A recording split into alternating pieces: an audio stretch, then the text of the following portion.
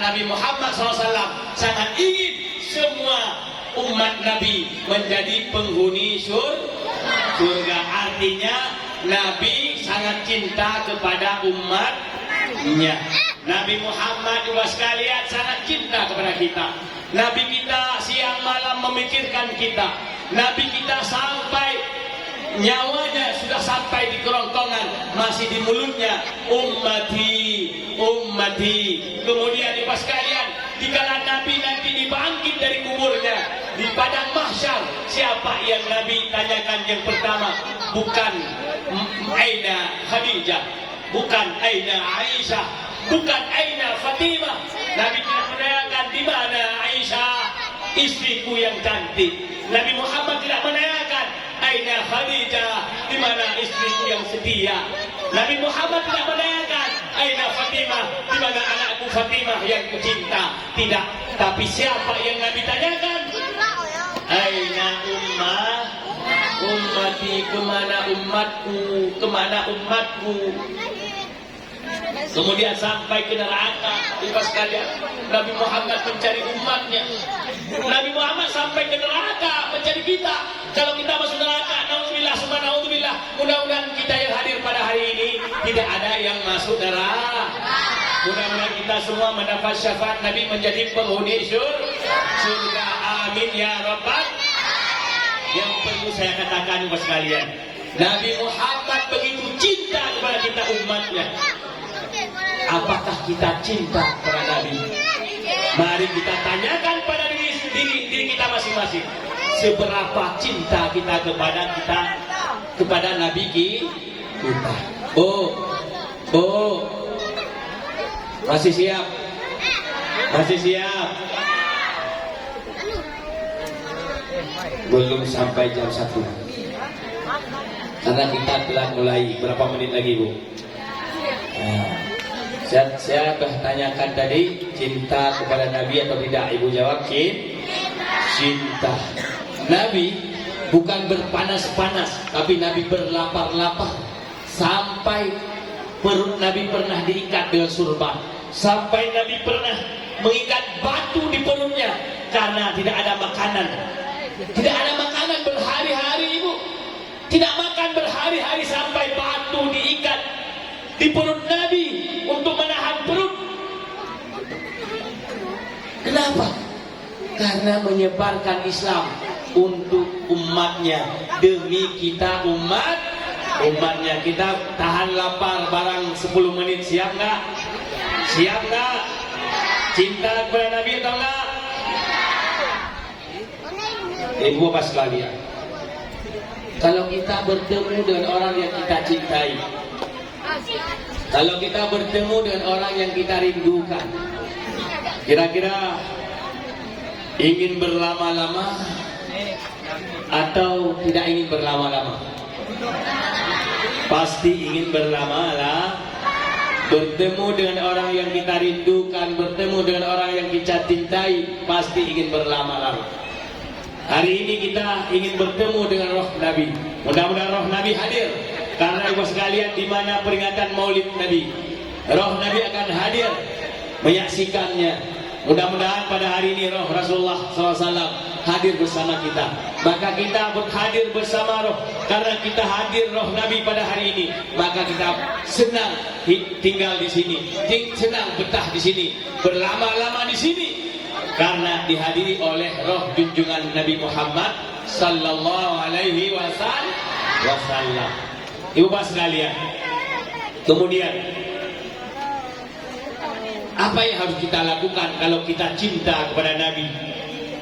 Apakah memada dengan ucapan? Apakah memada dengan peringatan Maulid? Kita potong kambing, potong ayam, potong lembu, apakah memada dengan sekedar peringatan Maulid? Belum, ibu sekalian.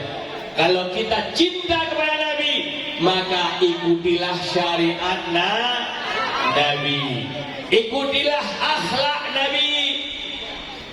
Kalau kita betul-betul cinta Rasulullah, maka ikutilah akhlak Nabi Muhammad SAW. Karena Nabi Muhammad diutus oleh Allah untuk memperbaiki akhlak manusia, untuk memperbaiki akhlak kita umat manusia. Kita sekarang tidak ada nabi, kita sekarang tidak bisa hidup bersama nabi, kita sekarang Ibu sekalian tidak lagi bisa menanyakan apa yang kita mau tanyakan kepada nabi. Kita juga tidak bisa lagi berkunjung ke rumah nabi, tapi masih ada pewaris nabi yang hidup bersama kita, yang selalu memikirkan kita, yang menjalankan amanahnya. Siapa mereka? Siapa pewaris nabi? Para ulama. Al-ulama warasatul ambi, ulama pewarisna. Faman akramahu, kata Rasul, fakat akramani. Siapa yang memuliakan ulama, sungguh mereka telah memuliakan daku. Faman akramani, fakat akramallah. Siapa yang memuliakan aku, sungguh dia telah memuliakan Allah. Faman akramallah, fama'wahum jannah. Siapa yang memuliakan Allah, maka tempat kembali mereka surga. Jadi Bapak sekalian, kalau kita mau memuliakan Nabi, kita mau hadir ke rumah Nabi, mungkin tidak bisa lagi. Karena kenapa? Karena Nabi 14 abad yang lalu telah meninggalkan kita, sudah hidup beda alam dengan kita.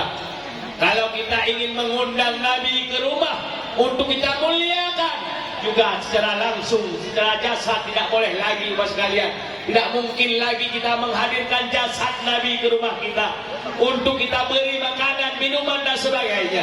Tetapi memuliakan Nabi masih ada cara, dengan memuliakan pewaris para Nabi, yaitu para ulama.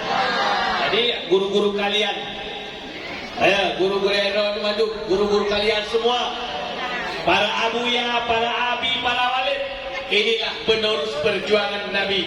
Mereka semua menyampaikan Islam, mereka semua Ibu sekalian menyampaikan kebenaran, sehingga anak-anak kita mengenal yang namanya Islam.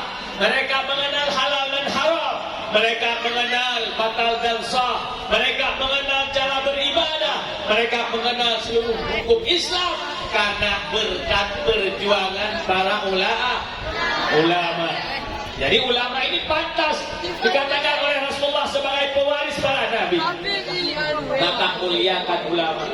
Jangan pernah mencaci maki ulama, jangan pernah kita menghina para ulama walau berbeda pendapat dengan kita. Alhamdulillah, saya lihat di Gayo Lues ini, di Kota Canea ini, alhamdulillah para ulama bersatu, para tunku bersatu, para pimpinan daya bersatu. Kita lihat hari ini hadir para tungku-tungku, para tungku pimpinan daya, pimpinan pesantren hadir, bahkan sebahagian dari Aceh Tenggara hadir. Ini merupakan ciri kebangkitan Islam kembali, insyaallah di tanah Gayo. Amin ya rabbal. Lupa sekalian, pertahanan terakhir Aceh di mana? Pertahanan terakhir Aceh, Lupa sekalian, di Kalang Utaraja telah direbut oleh Belanda. Walaupun Aceh tidak pernah dijajah oleh Belanda. Aceh tidak pernah dijajah oleh Belanda. Kenapa? Karena Aceh tidak pernah menyerahkan kedaulatan kepada Belanda. Cap 9, Cap Sigurung tersebut tidak pernah diserahkan kepada Belanda oleh Sultan Aceh, tetapi diserahkan kepada Wali Nagro, kepada Tuku Sikitiro, Syekh Muhammad Saman, diserahkan kedaulatan Aceh kepada Wali Nagro. Kemudian Bapak sekalian, setelah Sultan berganti Sultan, pelan-pelan Kutaraja, sebahagian Aceh Besar, bahkan Pidi, sebagian Pasai dikuasai oleh Belanda, diperangi oleh Belanda. Ulu Balang sudah diganti oleh Belanda, Ulu Balang sesuai dengan Belanda. Maka pertahanan terakhir, sebahagian moyang kami di sana, termasuk Cunyak Mutia, pertahanan terakhir Cunyak Mutia bersama pasukannya Tukusi di Tunong, kemudian Tunku bin Daud dan sebagainya. Mereka tidak mau menyerahkan kedaulatan kepada Belanda. Mereka lari ke gunung dari arah Payabakung menuju Tanah Gayo, menuju Kerajaan Lenge untuk bekerja sama mencari perlindungan untuk melawan Belanda. Sehingga pada akhirnya di Tanah Gayo ada satu radio di Baraya yang dengan radio tersebut mengkampanyekan Indonesia sudah merdeka. Artinya pertahanan terakhir Indonesia adalah ada di Aceh, dan pertahanan terakhir Aceh ada di Tanah Gayo, ibu sekalian. Alhamdulillah. Insyaallah kalau orang Gayo bersatu, kuat atau tidak? Kuat atau tidak? Mudah-mudahan dari Gayo kita gaungkan syariat Islam. Siap atau tidak? Dari Tanah Gayo kita selamatkan Islam. Siap atau tidak? Takbir. Ibu sekalian. Jadi sehingga Indonesia merdeka